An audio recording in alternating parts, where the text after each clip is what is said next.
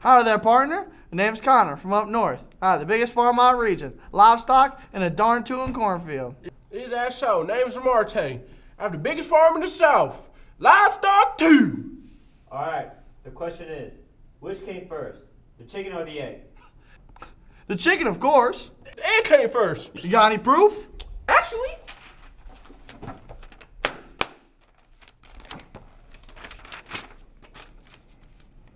right here. Chicken had to evolve from his ancestors to be put in the egg before the chicken egg was created. The egg is how the chicken see life. The chicken had to evolve, but had to evolve to lay the egg. Before that, the chicken made like any other animals. Therefore, people heard of a chicken before they ever heard of a chicken egg. But the egg had to be laid before the chicken was created. It's just simple common sense. The chicken can't just be born like a mammal. It has to be in the egg first. That's silly. The chicken came first. The egg came first. You know the chicken came first. The chicken The egg came first. Chicken The egg. Chicken The egg. Chicken